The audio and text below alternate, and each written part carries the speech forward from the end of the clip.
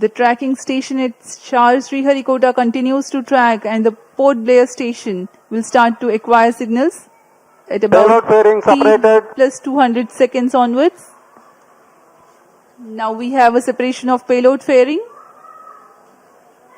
जी हाँ, अब यान 115 किलोमीटर की ऊंचाई प्राप्त कर चुका है और इस वजह से यह घने वातावरण से बाहर जा चुका है।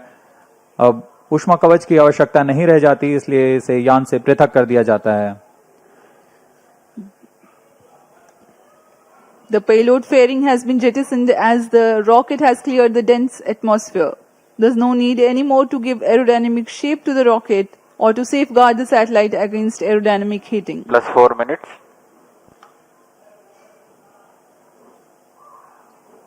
First stage performance normal.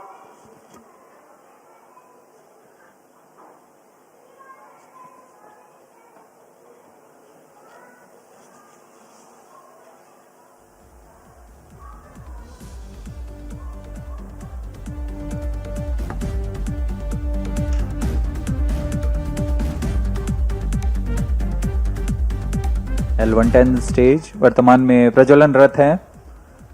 सामान्य निष्पादन करता हुआ द्वितीय चरण LVM-3 रॉकेट का कुछ ही क्षणों में हम देखेंगे। यह L110 स्टेज अपना कार्यकाल समाप्त कर शांत हो जाएगा और कुछ ही उसके पश्चात क्रायो स्टेज का प्रज्वलन शुरू होगा। Cryo stage ignition authorised. While the L110 stage is still operating, the cryo stage ignition has been authorized. For the present mission, L110 stage is scheduled to burn for 197.8 seconds. First stage separated. And here we have a confirmation of the staging event. Cryo stage ignition confirmed. Now the third stage of LVM-3, the cryogenic stage, has commenced its operation. जी हाँ, यहाँ दर्शकों में उल्लास देखा जा सकता है। दर्शक ही नहीं, यहाँ के वैज्ञानिक जो कि सबसे जटिल कहे जाने वाले क्रायोजेनिक इंजन का प्रज्वलन देखकर बहुत ही उत्साहित हैं। यह सफलतापूर्वक प्रज्वलित कर दिया गया है। A jubilant scene here in the Mission Control Center at Sriharikota and also among the visitors gallery. The cryo stage has commenced its operation and it's continuing to operate with 28.6 tons of cumulative propellant loading of liquid hydrogen and liquid oxygen. The engine develops 200 kilonewton thrust.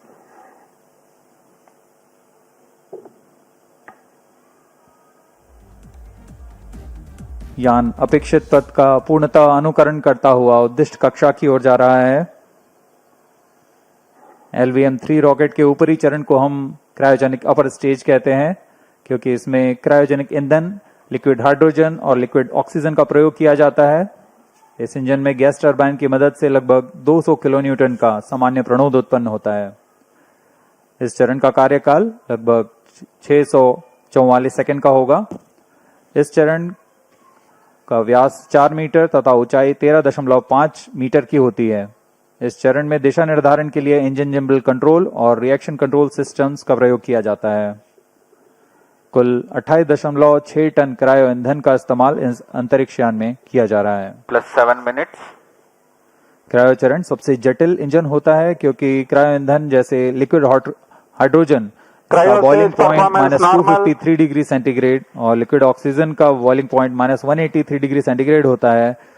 इस तापमान में ईंधन को तरल बनाए रखना तथा इसका कार्यान्वयन करना सबसे जटिल होता है, लेकिन भारत अब इसमें पूरी तरह स्वायत्ता प्राप्त कर चुका है और इस चरण को इसरो नोदन कॉम्प्लेक्स महेंद्रगिरी द्वारा तैयार तथा परीक्षित किया गया है।